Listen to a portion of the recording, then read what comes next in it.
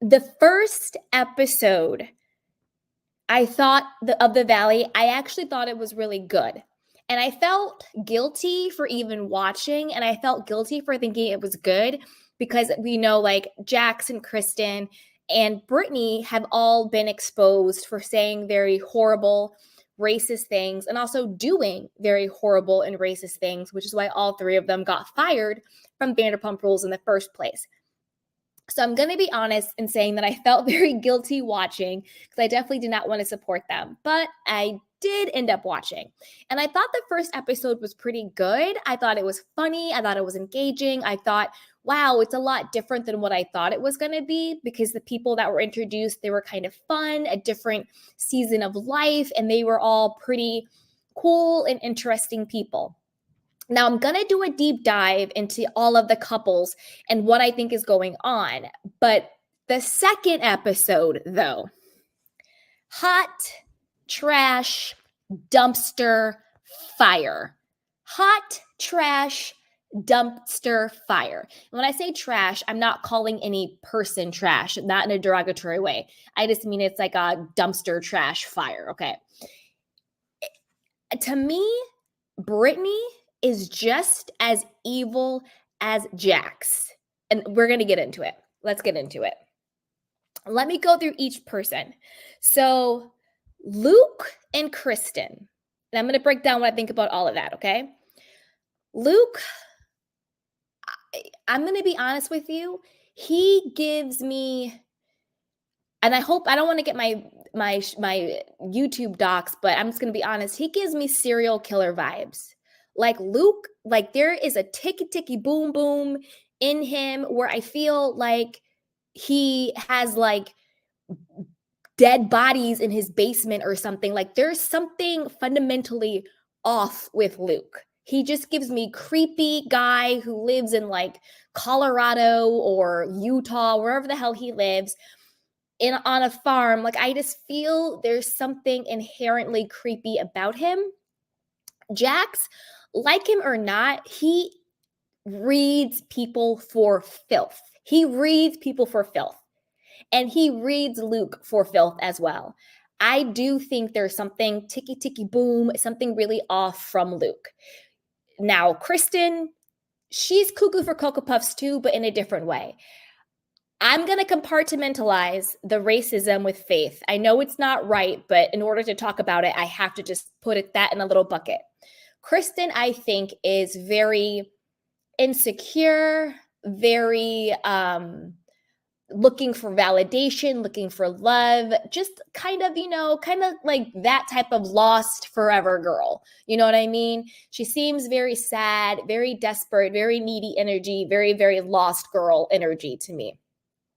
Now, the whole storyline of Kristen and Luke trying to have a baby, do we think that's true or do we think that's just for a storyline? Either way, I think it's absolutely ridiculous and a hot mess of a storyline. Number one, Kristen, you met this guy, you banged him in the bushes literally 2 days after the guy you were dating, Alex, kicked you out of the house you were sharing, made you sell your house, and then now you're living in an apartment somewhere. You know what I mean? So that to me is absolutely crazy and bonkers. She should have taken some time to heal, get herself together, and then move on in a proper way rather than just going, to the next guy and being like, let's have a baby. I get it. In our society, there's this fake, false, toxic pressure for women. Oh my gosh, you're 35 without a kid. You're 40 without a kid. We're 41. Whoa, you'll never have, it's so ridiculous, especially in 2024. Like, stop it. So if this narrative is true or this storyline of her wanting a child is true, it's harmful.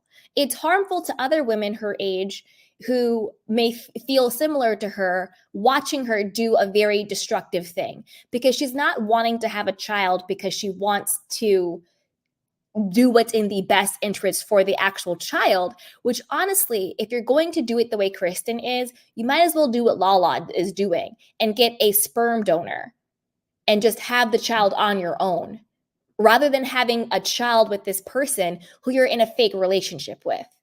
I think they're in some type of situationship.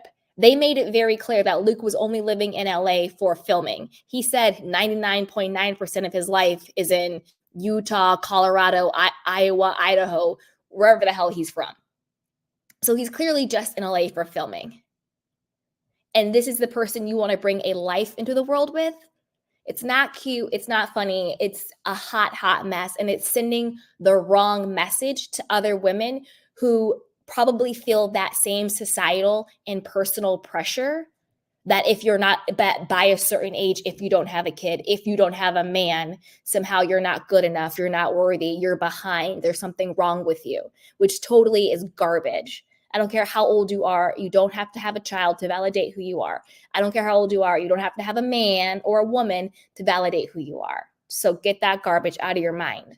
So I think that's a very dangerous narrative that they're playing with. There's something really off with Luke. To me, he just seems like, I don't know, there's something a little wackadoodle going on there. And Kristen, I do think Kristen is doing the best she can. Like, I do think that she's in therapy or going to therapy. She's trying to get her life back in order, but this is the wrong road.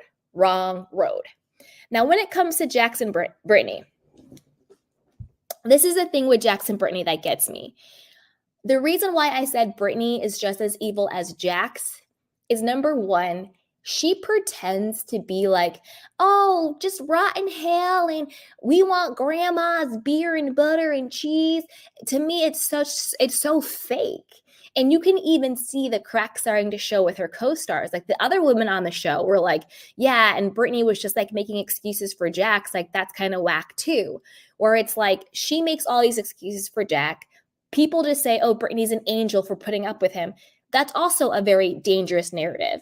Women are not angels for tolerating abusive men. They're victims. If someone was like, oh, Candy, you're an angel for putting up with a guy who cheats on you, who calls you fat, who disrespects you. You're an angel for putting up with him. Why are they selling this narrative that Britney is some angel because she lets a man play her and disrespect her every single day? That's not an angel. That's a doormat. That's low self-esteem. That is toxic, and that's unhealthy. That's not an angel. That's also a very toxic narrative where it's like, oh, you are allowing someone to disrespect you publicly. That makes you an angel because you take them back. Another issue I have with Britney is she weaponizes her religion. It's like where they stand, look, God said forgive, so I'm going to forgive them. Well, no. Yes, you forgive, but that doesn't mean you allow somebody back in your life. That's another storyline narrative that I don't like about these two. But the reason why I think Britney is just as evil as Jax is because in the second episode, I don't care who you are, Jax was dead wrong for inviting Alex to boys' night, knowing that Luke was going to be there, knowing what happened between Alex and Kristen. Jax, we all know he's been evil, but I'm only going to talk about his evilness for the Valley, okay? Because that's what we're talking about right now. He is evil, diabolical, and super, super scary. And this show is a dumpster trash fire. Every word out of his mouth is Kristen's crazy, this, that, and a third. He's bad-mouthing her to the ex. He's bad-mouthing her to her new boyfriend. He's bad-mouthing her to the entire group. It's really sick. Like, it's super sick to watch. And, like, it's not funny and it's not entertaining. Like, to be honest, the first episode I was into. The second episode, I was like, y'all are evil. It was just too calculated. And I don't know, maybe it's just my tolerance level, but I was like, I don't want to watch this crap, of you just going around maligning this girl. Oh, you called her washed up. You called her this, and Kristen sleeps with every single friend I have. She slept with him. I wouldn't have any friends. And like bringing Alex there and like trash talking her. It was just so nasty and disgusting. And I'm not a Kristen fan by any means. But just like humanity, just like common decency, I was like, this isn't entertainment. This is just trash and a dumpster fire. But the way Brittany was just as evil was, so then they're having the girls' night, right? And Brittany obviously very scripted and planned. Brittany brings up the fact that Alex is going to be there to Kristen. I don't think Kristen knew, but obviously Brittany bringing it up to Kristen was scripted and planned by Jax and production. Because that's another thing. The work is showing. It's so produced, it's not even funny. But I actually think Kristen had every right to be pissed off. I would be pissed off. Why are you inviting a man who told me I was washed up, who broke up with me, who made me sell my house? I move in with him, and then he kicks me out the moment I get fired. And then he talks trash about me. I wouldn't want you to invite him to be hanging out with like my new group of friends on my new show. Oh, hell no. And for Brittany to then, and they left it on that cliffhanger because she's defending Jax, to throw something in Kristen's face. She reveals something Kristen says about one of the other husbands of the group and being like, well, Kristen, you're a pot stirrer, you're this, you're that. Excuse me? Like, we were just talking about apples and now you're talking about oranges because you don't want to admit the fact that your apples are poison. What in the hell has anything that Kristen has gossiped about or said or may have repeated that somebody else has said or done have to do with the fact that your trash box husband invited her ex over as an F you to her? I'm confused. These are two different conversations. These are two different situations. But for Brittany to then do that to Kristen, I was like, wow, Brittany, you really are just as evil as your husband. You're just as evil as your husband. It was just so gross and nasty to me. And I was just like, wow. I was just like, I felt so vindicated because people was like, oh, Brittany's a saint. Brittany's an angel. Brittany's so nice. And I'm like, no, she's not. No, she is not. She's not angel and she's not nice. She's just like her toxic, narcissistic, weird husband, Jax. That's why they're attracted to each other. That's why they're married. Come on. Come on, girl. And then the whole, Jax and Brittany split, breaking up. What are our thoughts on that? Do we think that's real? Or do we think that was to get people to tune in to watch the show? Because if we learned nothing from Scandival, breakups and cheating apparently is what makes the ratings and the views and the clicks and everything. So I'm kind of side-eyeing their whole split. It was kind of convenient that all of a sudden they announced their split. She's in an Airbnb or he's in an Airbnb and she has 4 things he needs to work on and Cruz deserves better, blah, blah, blah, blah, blah, right before premiere date. Cameras pick up the split. I'm tired of cameras picking back up. It was corny when Scandival did it. It was corny when Beverly Hills did it for Cal and Mauricio. It's going to be corny when they do it in the Valley. Picking back up cameras. Stop it. Stop it. Do a TikTok. I'll see it on your TikTok.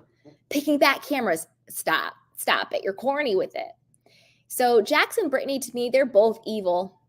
And to be back to the racism thing, Faith did say that Brittany called her racial slurs, which I 100% believe. I'm not going to talk about anybody's religious beliefs, but I do know that the pastor who was supposed to do their whole wedding, he had said some very homophobic, horrific things. I don't know exactly what they were, so I don't want to speak to it because I didn't actually hear what he said. And they had to do damage control. And then they sort of, placated to the gay community and had Lance Bass officiate them. So it's like, no, we're not going to have the homophobic pastor do it. We're going to get this, famous pop star gay guy to do it instead. And it was just like, come on. So to me, they've always been, and Jax, as we know, he got fired because it came out, he was called somebody, this woman's Black boyfriend or husband on some other reality show, like a monkey in his nose. And obviously he was Black and all this other stuff that all got exposed and all stuff, the other stuff that Jax was doing.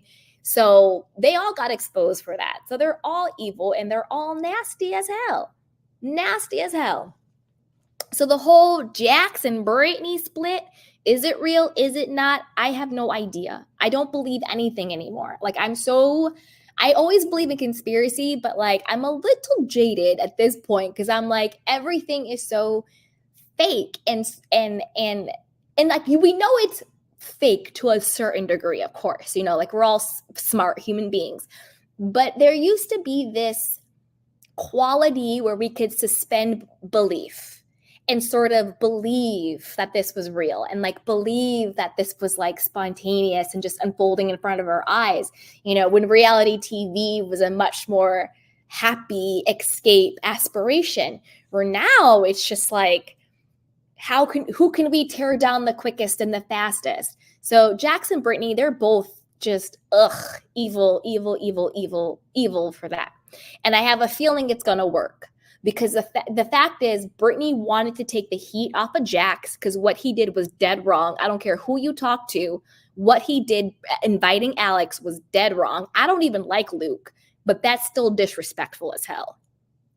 Like, you know, like I put myself in that situation, like say I'm dating a guy and his best friend invites his ex-girlfriend out with all of us. Like it's just very disrespectful all the way around. Very disrespectful. So instead of Britney being honest and like, yeah, what Jax did was wrong, she throws Kristen under the bus. And it's going to work because people want to dislike Kristen and have, you know what I mean? It's going to work. I bet you the rest of the season is going to be everybody against Kristen for whatever it is she said that Britney exposed. And it's going to take the heat off of everything that Jax did. And then did you notice at the birthday party, not the birthday party, it was like the baby shower, whatever it was, when Jax pants that guy, did you check that it was actually Brock's idea? Sheena's Brock, who allegedly is cheating on her with some Australian influencer. Yeah, because we all knew that wasn't gonna last, and we all knew he was you know, not the PayPal husband, the payroll husband, but word on the street is he's cheating on her with an Australian influencer. But it was actually Brock's idea, and Jax did it. See, Brock's is also weird and not like these people are just icky poo. Anyway, let's move on to another couple. Let me see here. I have to pull it up because I forget the couple's names. I really, really do. Okay, so we did Jax and Britney. We did Kristen and Luke. All right, let's do Danny and Nia. So Danny is like the short guy of the group. He kind of has like Napoleon complex. You know, if you know, you know. So he's a short guy of the group. He was on like Nickelodeon. Danny, I hope you're okay. Everything coming out with Nickelodeon these days. Yikes. I hope you're okay. But I think he was on like Nickelodeon shows. I don't know what they're called, but he was on some Nickelodeon shows. And then he's married to Nia, who's like gorgeous, tall, beautiful, ex-pageant queen, you know, all of that stuff. And they have like their cute little babies and they're this sort of like power couple. Everybody wants to be like blah, blah, blah, blah. I like them. I think they're cute. Like, you know what I mean? They're cute. They're fun. I like Danny. I like Nia. I don't think there's anything particularly special about this couple that gives like star quality, even though he's an actor and a voice actor. I didn't know who he was. And I guess she's like a pageant person. They seem really cute. They seem pretty normal. They seem genuinely in love. So there's a part of me that's kind of like, why are you tempting fate by going on a reality show with these people? It's kind of like you're punching down a bit, but who knows what's really going on. It seems like Nia is suffering from, again, I'm not a doctor, I don't diagnose, but maybe some type of postpartum. It seems like that's what they're alluding to. She's like, my hormones aren't right. I've been really, you know, emotional, and she's like crying about stuff. So I don't know if they're alluding to maybe some postpartum stuff. If it is, my heart goes out to her. Hopefully she'll talk about it and get some awareness around, you know, what it looks like and what it feels like. And maybe she can talk about that. But they seem okay. I like them, but nothing like pizzazz. You know what I mean? Like they're cool. They're cool. I think they work as a normal, fun, staple couple in an ensemble. I'm just not sure if it's this ensemble. To be honest with you, you know what it is? I think this show would work better without Jax and Britney. That's what it is. And I said this from the beginning. I was like, they could do the show The Valley without Jax. I wouldn't even mind Kristen being on it. I know what she's done. I wouldn't even mind Kristen being on it. But Jax and Britney, I think, is what is making it a trash dumpster fire for me. Because he is so clearly producing this show. So clearly. And I get it. He's like, it's his comeback show, blah, blah, blah, blah. But like when anybody on the show, even if it's quote their show, whatever you want to call it, whenever they produce it so transparently, it's no longer fun to watch. Like with Giselle and Potomac, she's so clearly producing. With Kyle and Beverly Hills, so clearly producing. It's no longer fun to watch when it's so obviously being produced. And that's really what's taking away from it. So I have nothing against Danny and Mia. We'll see what else comes out in the wash with the two of them. Now, let's get into Jesse and Michelle.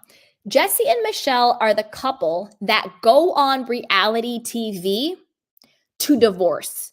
You know, like we have these couples that come on TV to divorce, like we've seen it on The Housewives with certain, couples where they know they're going to get divorced or their things aren't in a good place. And it's either the woman trying to situate herself in a place to get some money or to get a come up or a platform to be put in a position to leave her husband, like Mia, for example, in Potomac with Gordon. We've seen that. And I think that that's what's going on with this couple because Michelle does not like her husband. Like she does not like him. She like looks at him with disgust and disdain, and he does not like her either. But I think it started with her not liking him. I think he was still wanted to do him, booze it up, have fun, be the forever playboy, but yet have the wife, have the kid, and have the social standing that comes with being a husband. Not that it should make a difference, but society, it does. There is a difference between a husband and a wife, versus the bachelor guy or the single girl. Not that I personally think that there's anything wrong with either one, but in our society, there is a certain cachet that comes with being a married couple. And I think that he wants that cachet without actually the responsibility. And I think Michelle kind of got a wake-up call. I think it was all fun and games when he was paying for everything. And I'm not saying she's a gold digger. That's not what I mean by that. I mean, like, it was just like fun and games, when it was just like they're having sex and they're really cute and he's spending and it's great. But like she said on the show, have the conversations about like, how do we want to raise our kids? Because we never had those conversations. So you can tell that like the party stopped for her, but the party didn't stop for him. And you can tell she's very like disgusted and she's very fed up and she's very done. And so we have that whole storyline. And and the reason why that they basically came on the show to get divorced is because episode 1, episode 2 out the gate, Jesse's like, oh yeah, we're not in a good place. She initiated a separation. What? Like we didn't have to like work for that or figure it out. You're not even lying or pretending. When they just say it like that, it's because that was their agenda in the first place. I think they're the couple who comes onto the show to divorce. So we'll see what happens there. Now, I don't know. Put it in the chat. If you know what the whole secret bombshell Kristen said is, put it in the chat box. But I think it's something about Jesse's sexuality. That would be my guess. Because I saw some type of thing where it was like Kristen was trying to apologize to him and he was like, shut the F up to her, like something super disrespectful. And then we see the friend, I believe his name is Zach. At the end, he gets all up in arms and he's like, no, I never said that. I never said that. So at my guess, and if you guys know, if you've seen any spoilers, but my guess is she has said something, whether it's a rumor, whether something happened around Jesse's sexuality. That is what I think Brittany said to get the heat off of Jax. So she just throws her under the bus. Because the moment you say, oh, Kristen said something about your husband's sexuality, then all the heat is off of Jax. And now everybody is hating Kristen, when Kristen probably was just, kikiing and gossiping and, spilling the tea and didn't think it was going to come up. But then Brittany used it against her because she's evil. So that's what I really think is going on with that situation. Now, to be honest with you, I don't like Jesse or Michelle, because that's another thing. What's missing is the likability factor. I don't really like any of the characters. Like, I like Danny, I like Nia, they're okay, but there's not a couple that I'm really rooting for on the show, if that makes sense. And I do think with Jesse and Michelle kind of comes across a little, like, I don't know, a little attitude-y. Like, she doesn't seem very friendly. She's kind of cold. She's kind of standoffish. Jesse, to me, is like a guy who, like, peaked in high school, but, like, nobody gave him, like, he like, didn't get the memo that, like, high school is over. And, like, being this, like, frat bro dude, like, isn't a good look in your 40s. Like, chill out. So I feel like he's still living out his high school glory days, and he didn't get the memo that, like, high school's over. So that's kind of what I feel is going on with them, which kind of stinks, because episode 1, I was pleasantly surprised because I actually was more invested into the couples in the first episode. I was like, okay, they're having kids, or they're talking about the next stages of life, and they're doing whatever. Like, okay, I could get into this. Let's see what's going to happen. Where it really went left for me was episode 2. And it's really about how to me, it's Jax and Britney kind of poisoned where I think the show could have went, if that makes sense. I think that if the show would have stayed more focused on the lives of the couples, I think it would have been much more interesting, and I think I would have grown to like them. But I think that the show is going to get derailed to be very toxic and to be very cutthroat and very bitter and very dark because of what happens in episode 2, and I don't think it's ever going to recover. That is really what I think is going to happen. So I want to know what you guys think. Put it down below. And how long do you give Jesse and Michelle before they divorce? Or maybe they'll just, cheaper to keep her. Who knows? But they're definitely that couple that goes on to the show to get divorced. All right. Now, Jason and Janet. Oh, Jason and Janet. Janet's the one who's like, I'm aggressive. And she's like, and he's passive. I saw some reports or, articles, whatever, being like, oh, this is like our favorite couple, Jason and Janet. They're so funny. They're so relatable. I don't mean to be a Debbie Downer, but I'm just going to keep it 100. Maybe it's just me, but I never think it is cute or funny or entertaining when one spouse berates another spouse. Maybe it's misogyny in me, but particularly when it is the woman who does it to the man, and this very but it's guised in this is, I'm just snarky and I'm just sarcastic. Oh, he's an idiot. Oh, shut up, honey. I can't, he doesn't do anything right. Like, you know what I mean? Like that, I'm just like that. I don't think that's cute or funny. And that's what she gives. She gives very much like masculine alpha energy. And she just sort of like emasculates and berates him. And I don't think that's entertaining, if that makes sense. I don't think it's cute the other way around either. I don't think it's cute when if a guy is disrespectful to the woman in any way. I don't think that's funny either. But when a woman does it to the man, it's usually much more acceptable. It's like if he was saying to her, if he was like, I'm aggressive and she's passive, everybody would be like, oh my God, this guy's a meathead. He's abusive. How dare you say that? You're so aggressive. I don't like it either way. I don't like any type of putting your person down any way it goes. I don't know. I don't like that whole thing. If it works for them, cool. But it gets very old very, very quickly. And I kind of think that's their whole shtick, where she's like the man, she wears the pants and she like puts him down. And then he's kind of just like beta.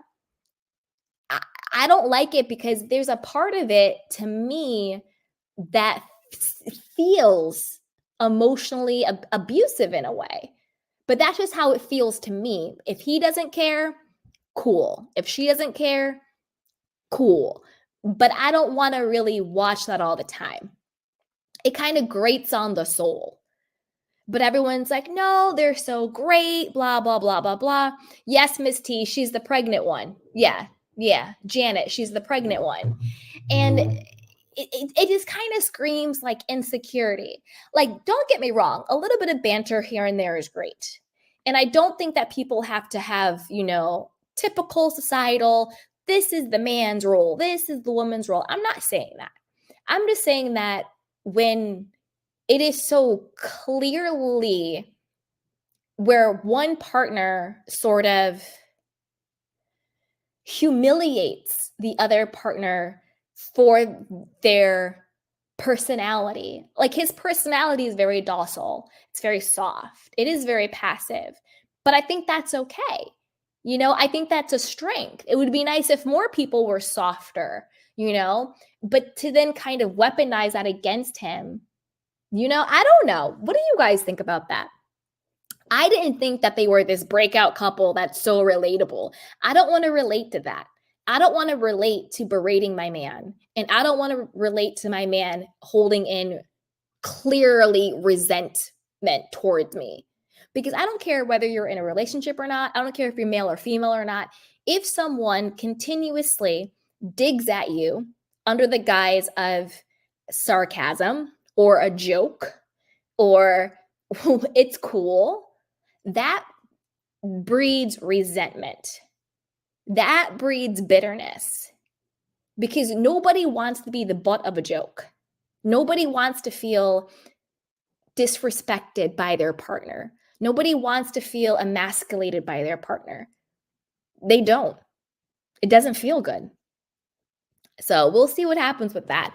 I think she needs to just chill a bit. You can still be smart and sassy and whippy and aggressive, and you could still be all of those things, but chill on the berating of him, because that's how it feels to me. Maybe he doesn't care. Maybe deep down inside he does, So we'll see.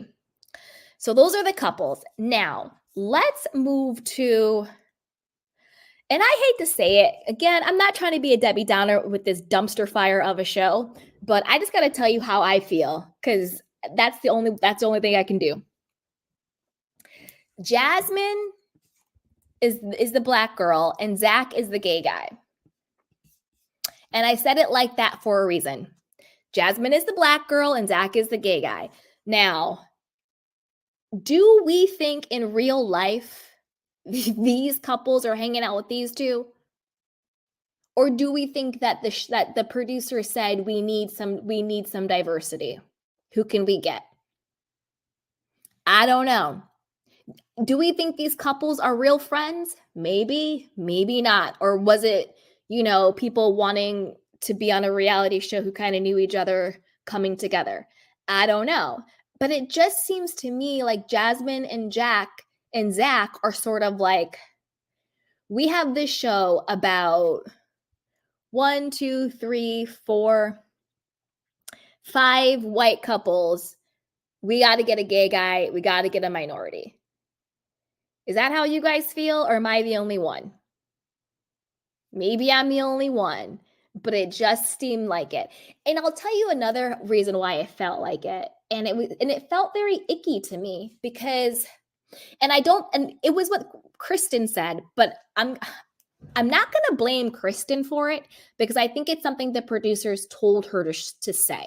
I don't think she came up with this herself, because it was very like, now we're describing all of the people on the show. Here we go. And she's like, yeah. And then there's Jack and Jasmine. And like, they just tell it like it is. There's like no BS with them.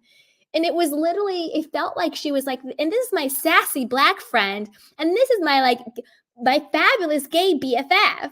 Like that's kind of what it felt like. Like, okay, so Jasmine's a sassy Black girl who tells it like it is. And Zach is like the fabulous gay guy who holds nothing back. He's gonna spill the tea with you guys.